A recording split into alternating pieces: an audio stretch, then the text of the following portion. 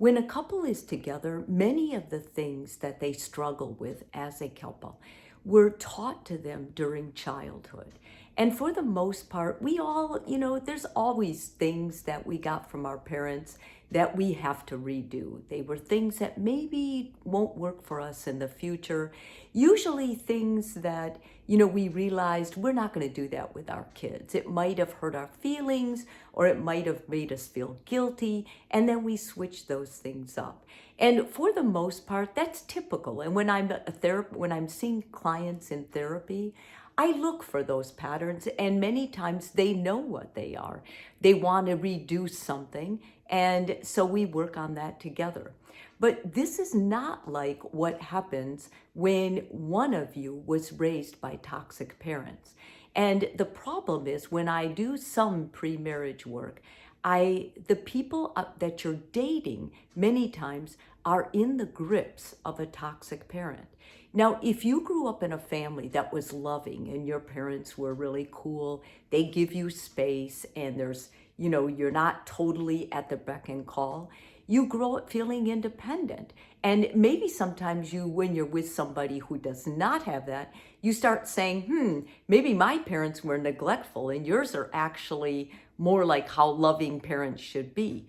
But there's a fine line there. And I'm warning couples, this is a video to kind of help you re-look at the parenting you got and the parenting of your spouse.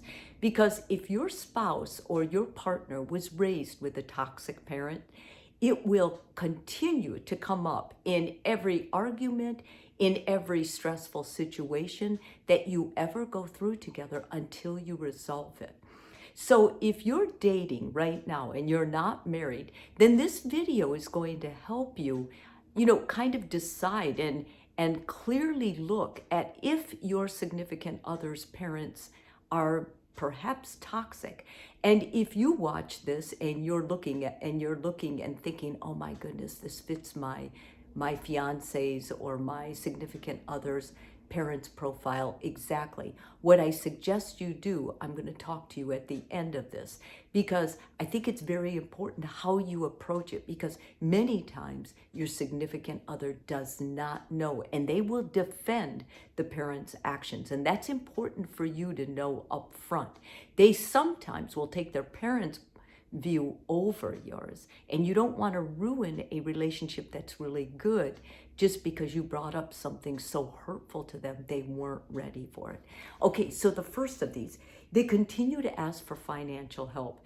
Your parents should not ask for financial help. And if you're dating someone whose parents want that, that tells me that's a red flag, because that tells me that their expectations for their child was to take care of them, and you do not. That is not healthy, and it's not being a mature, responsible adult on the parent's side. Secondly, they constantly make your significant other feel bad. If they're coming to your place with your significant other and they're criticizing the cleaning or criticizing stuff all the time, and they're saying things that they should do, or they make your partner feel bad about their hair or their makeup or the way they look, or maybe they've let themselves go, anything like that, they can still address those things and be encouraging. But if they hurt your partner, that is a red flag, and be aware of it.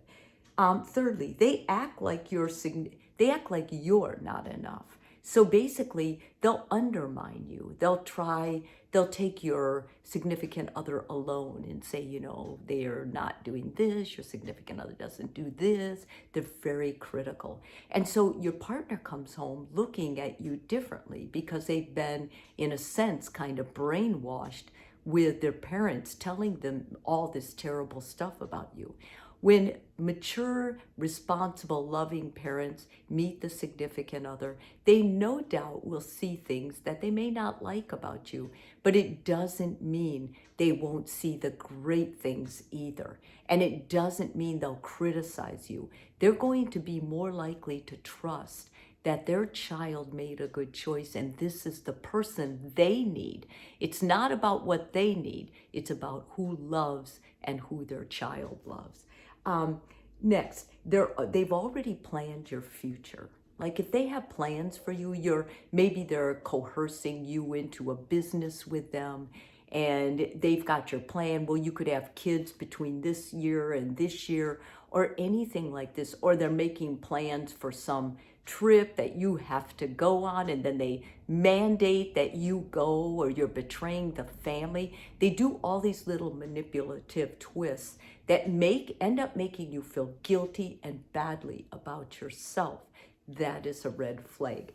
They constantly compare your significant other to his or her siblings. So if they're talking about your significant other and they're constantly saying, well, so and so does this, well, so and so, and it's always in a better light, that's a sign.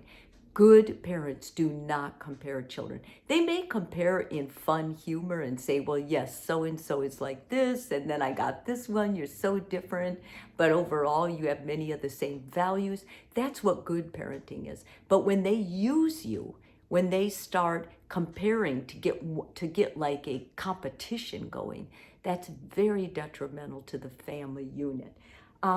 They judge your parenting and they often bring it up. Parents should tell you what a good job you're doing. They should look at you with awe.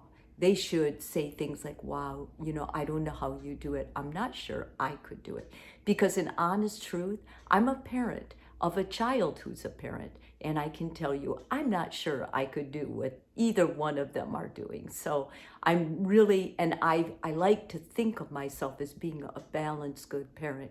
When you're a manipulative or toxic parent, you're always trying to undermine them or make them feel bad about themselves. Visits lead to more awkward moments than happy memories. If them coming ends up making, when they leave, you feel worse about yourself rather than better, that is a sign. And when they come, you're just like, oh my God, I just can't do it, that is a sign. And I'll tell you at the end, I would draw really good boundaries around that because you shouldn't have to. You should be able to tell healthy parents, this isn't a good weekend. It's exhausting for me. A really healthy relationship, you should be able to tell your parent, when you come, it stresses me out a little bit because I want to have fun with you and I don't have the time. That's what good parenting and good relationship interaction looks like. Nothing your significant other does is good enough. If your significant other, meaning probably you're listening to this, and you're not able to be enough for your toxic parent's child, wow, this is really a red flag, and it will really take your relationship down a very rocky road. So this is what I would recommend you do. First of all, you have to bring it up. You have to broach it and say, have you ever thought about them? And then be able to cite examples. And then tell them, listen, I love you and I'm here as your team member. I think if we do it together, we'll be stronger and we'll be more forceful and able to make a boundary for them that they'll have to respect. I think it's very important that you never disrespect the parents, because don't forget that child has an honor code with them.